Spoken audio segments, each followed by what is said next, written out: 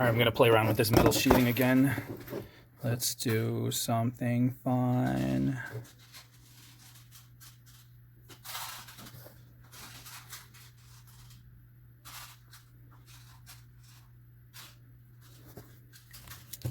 Ooh, look at that reflection.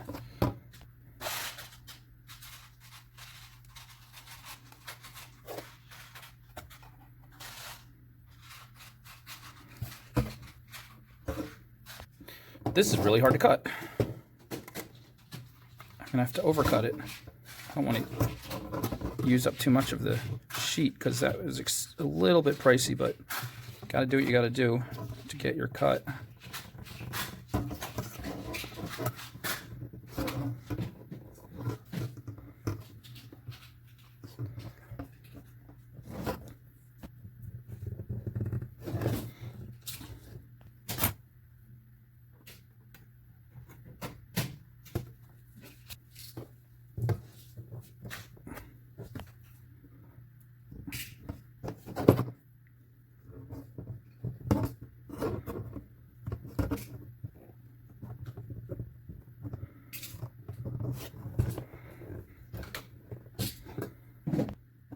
I think I'm successfully creating a weapon that will be used probably on myself at any second. Sharp edges everywhere, crazy angles. But that's done. Do we have to make earrings? Do we have to make a second one? Now let's make this one a pendant. I'll do the earrings. We're stronger than this metal. This metal won't beat us. Let's flatten that for a sec.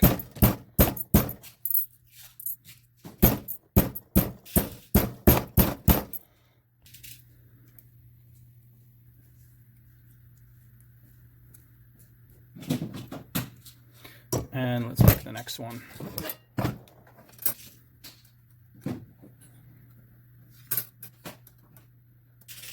Ooh, we have that angle right there.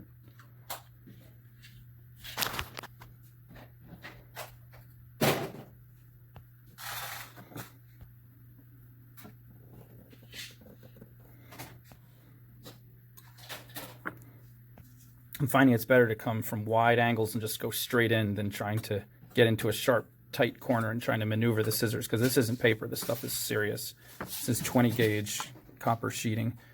Now, I've used 24 gauge when I started. That's much easier to work with, but this thicker stuff gives a really nice effect when you hammer it. So we're going to come in from here.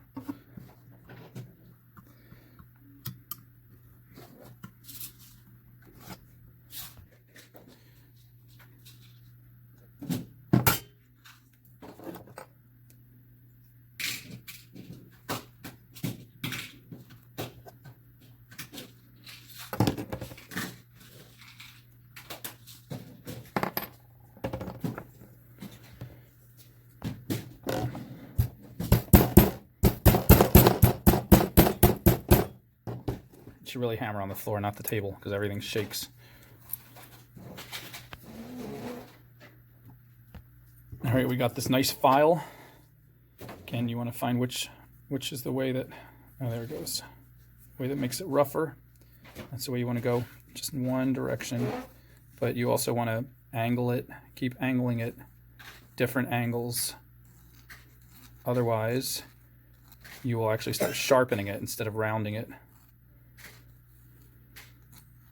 And you can go for, these sharp corners, or you can just take the scissors and minusculely round them. That will save you more than half your time. Even just giving them a little diagonal cut to take the point off saves a ton of time.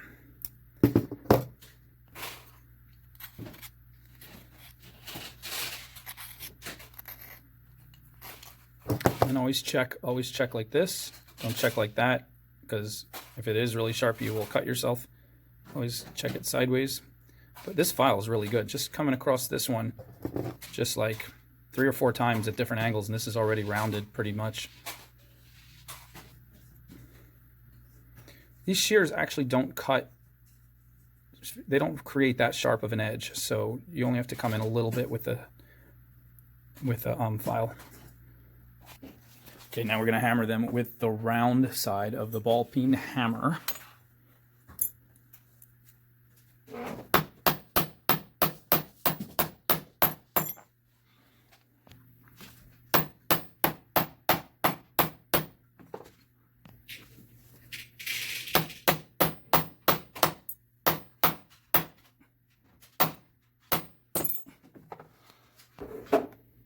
Okay, now we take this handy dandy Euro punch, which is made for punching holes in metal, and let's give it a little hole. Maybe I should put it towards the corner, because that's kind of how it's going to hang.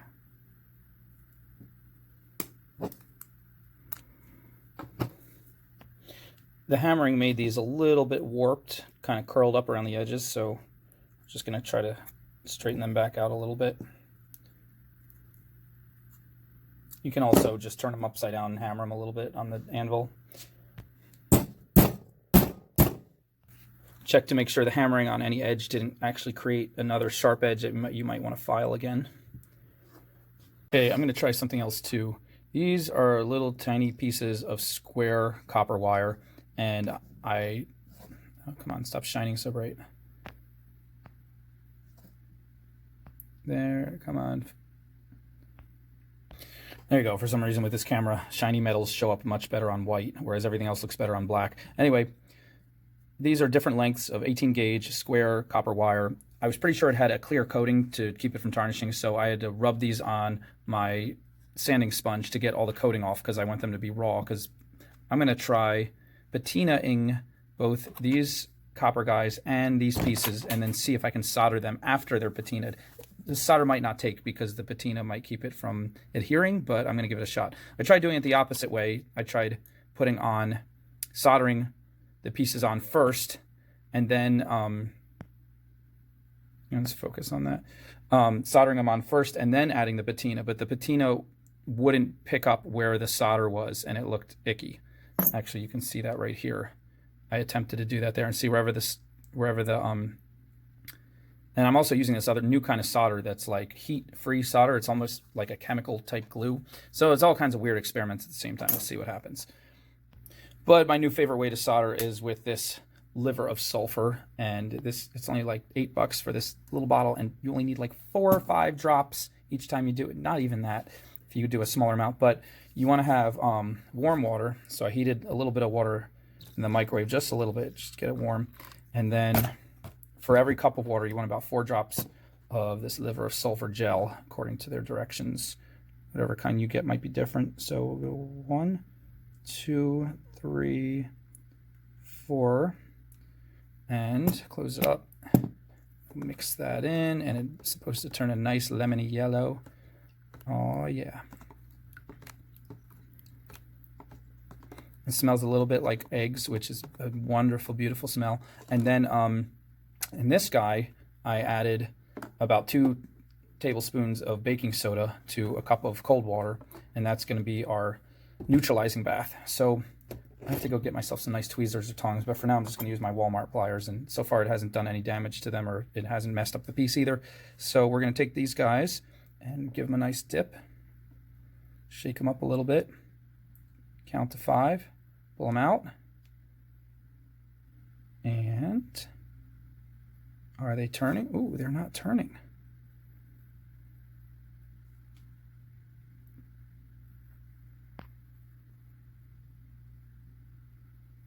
So we can't skip this step. This is our bath, and it requires a little bit of soap and about a cup of warm water and about a capful of ammonia.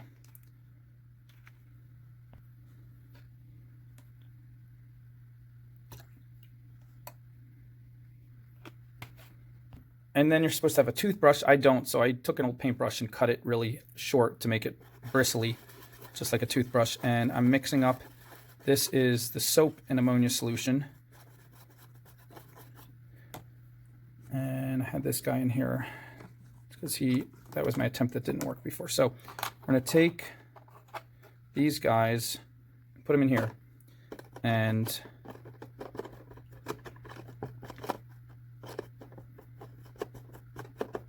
scrub them with the brush.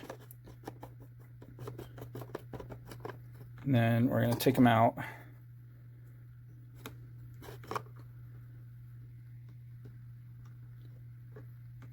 Not going to touch them with our fingers. All right, that one did start to get a little dark, but it wasn't taking the patina the right way because I hadn't really scrubbed it and washed it like you're supposed to. So now I'm scrubbing it and washing it with this ammonia solution. And I'll put it on a paper towel, dry it off. Let's get this guy out.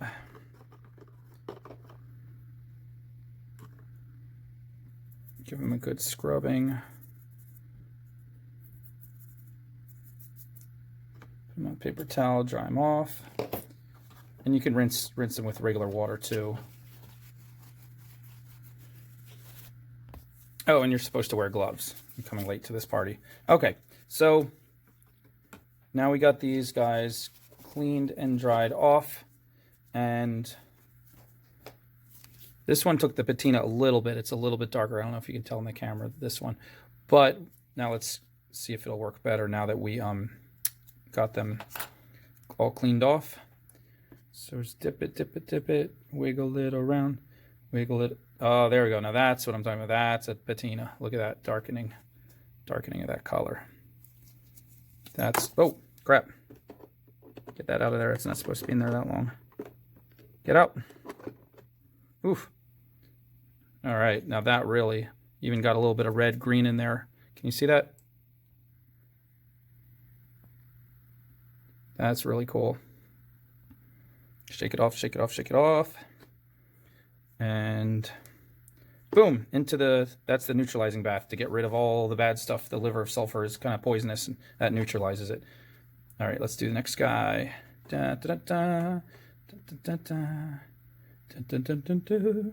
Getting darker, looking cooler. Look at that. So cool. Shake it off, shake it off. You should wear goggles too. You don't want to splash any of this stuff in case it splashes in your face. Like, that would be bad if you didn't have goggles. All right, we'll grab it in a different part just in case. Oh yeah, it's getting darker. Yeah, it did affect it. Look, you can see where I grabbed it with the pliers right there. It didn't quite get it as much. Last time it didn't really seem to matter. Oh yeah, do a little bit more. I want it to look. The other one I dropped in there, so it got really dark. And you can do it as dark or light as you want. It's totally up to you. Okay, I like that. Boom, put it in with the other. Now let's try these little guys. Let's see, they got to be washed off the same.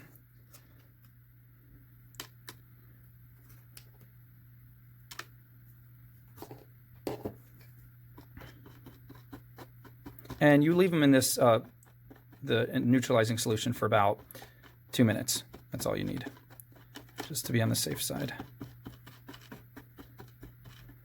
All right, let's make sure there's no liver of sulfur getting mixed in here. Let's kind of dip those in there, get them a little bit wiped off with a paper towel, and let's pull these guys out and put them on the paper towel. This can be a weird experiment. I'm like 60% sure it's not going to work, but I'm still going to try it. If it doesn't work, I'm still going to have these cool copper patina earrings, but if it does work, that's going to be super cool.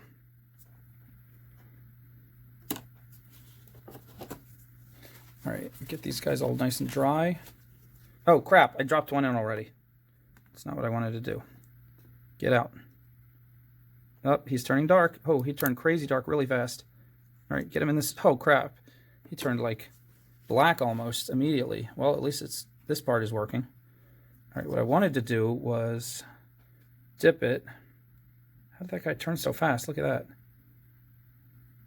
Maybe if it goes down deeper, it gets darker faster. Look at that.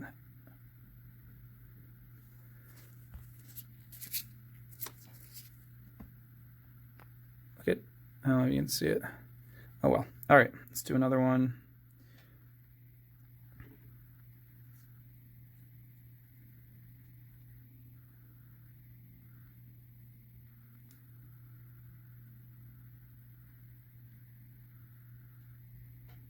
Cool. All right, those are in there. And it's time to take them out. Let's see if this works. To dispose of your liver of sulfur, you can just let it sit for half a day, and then it's safe to mix with water and pour down the drain. Or they say you can pour it over your vegetables in your garden, and it's good for tomatoes. I don't know. That's what they say. Don't quote me on that. All right. Let's get these out of here and dry them off again.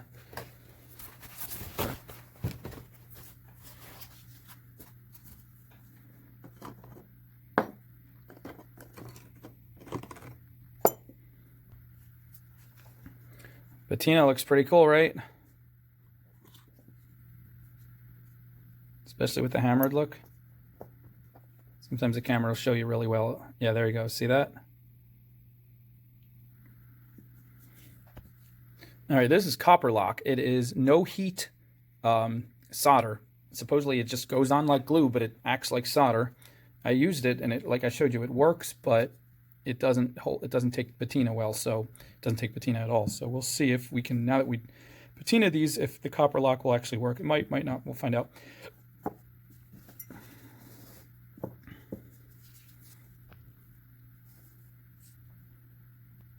I believe these are safe to touch without gloves now. If I'm wrong, then I'm going to be in trouble, but that's okay.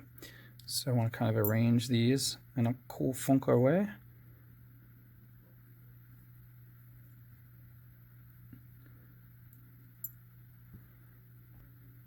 Okay, roughly like that. Let's see if this works. You just put a little bead down right underneath where you want it. Just very carefully. Got to kind of eyeball it.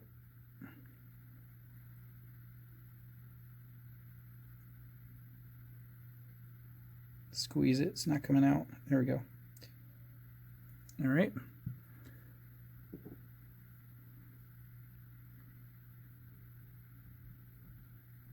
It's weird stuff, right? You can move it around for about the first 60 seconds, and then it starts to really set. Actually, nope, it's starting to set right away. So the first 5 seconds set.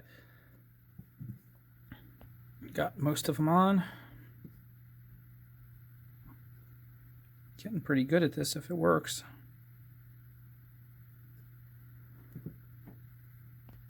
Now we wait.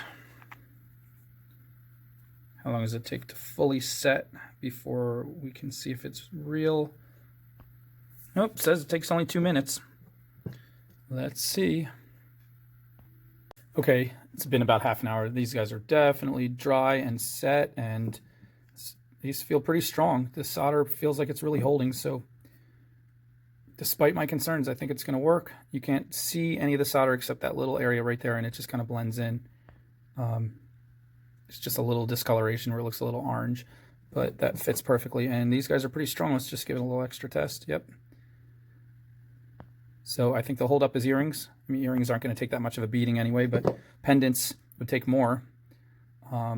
This is fun. I think this opens up a whole world of new stuff, new fun stuff to play with. I'm going to give them a little sealant spray because they will continue to tarnish now. They're still raw copper exposed to the air. That patina isn't a protective coating. It's actually just the beginnings of oxidation, which is a fancy word for tarnishing.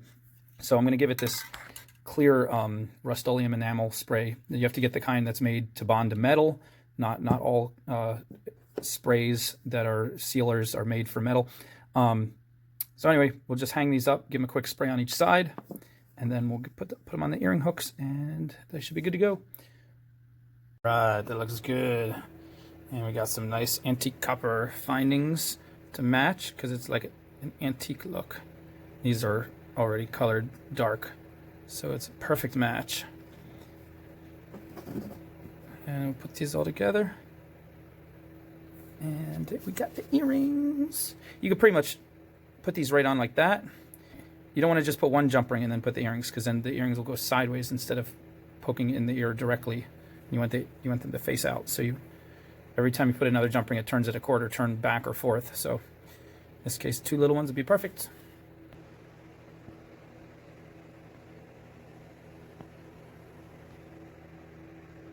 Now you might have noticed with the Euro punch that I put one extra hole because I put it in the wrong corner at first on this guy. and most people would never notice, but maybe if you're watching the whole video, you caught that. So I think I'm gonna, it gives me an idea. I'm gonna put some more holes all over the place. So that doesn't look like one hole sticking out, but we'll see all kinds of cool holes everywhere. See how that works.